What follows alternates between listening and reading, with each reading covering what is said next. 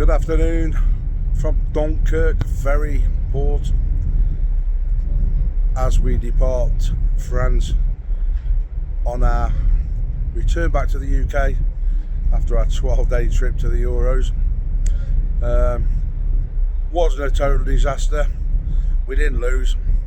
We got 5 points. We won the group, but the football was dreadfully poor, laboured, slow, lacking ideas, not many goals, and loads of food for thought for the last 16, which will take place on Sunday UK time at 5 p.m. A lot of work to be done. Does Gareth Southgate know his best formation? Does he know his best players? That's the question. Some players not performing. Harry Kane don't do a lot. Bellingham again very quiet last night. Foden keeps singing the song Phil Foden's on fire. Seriously, he ain't on fire. He ain't been very good. Positive for me last night was Mark Guehi. I thought he was magnificent alongside John Stones. To be too truthful, the back four really didn't have a lot to do, as Slovenia really didn't look like scoring. But apart from the disallowed goal, neither did England, to be fair. You can have as much possession as you want, and again England dominated with the ball last night, 76% possession. But when you can't put the ball in the net, the questions will come. And you saw the reaction of the England supporters after the final whistle, where they confronted John Stones and a few others. Cups were thrown towards Gareth Southgate. So it tells you the frustration. The England support, you could not fault one little bit as ever abroad. It was absolutely magnificent. They made loads and loads of noise. They got behind the team, but we couldn't rouse them. We couldn't rouse them to get a result. And a win, even a scruffy 1-0 or 2-0 win, would have given them a lot of confidence going into the knockout stages. So we'll see who we've got in the last 16, which will be played in Gelsenkirchen on Sunday evening. But for me, I'm heading off back to the UK now to recharge the batteries after a magnificent trip, sport by 390 minutes of football, to be fair. But we'll go again. It won't be the end of the road.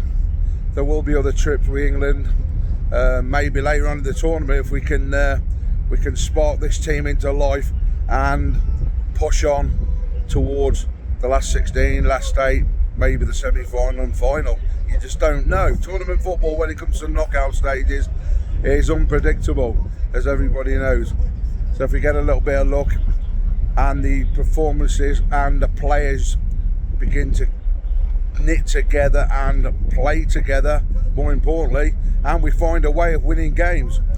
Because when teams are getting men behind the ball and they're frustrating us, we seem to lack ideas, and Gareth Southgate doesn't seem to have a plan B. Makes substitutions thinking he can change it, but he's obviously not been changing it to get results in recent games. So as I say, we'll see going forward. Does Gareth Southgate stay after the Euros? In my opinion, definitely not. And in some England fans' views, after last night, he'll be gone. He's dead man walking. I think we need new ideas, new impetus to try and kick this group of players, which is a magnificent set of players that we've got. All young guns, except for the senior pros like Trippier and Kane. So we really have to win something. But this could be another tournament where we don't really reach our potential and win a tournament. So we'll see what happens going forward. So we look forward to Sunday. In the meantime, our group from Sports World is heading back to the UK and an onward journey to London Victoria Coach Station, where many of us will travel on independently to our final destinations, which are home.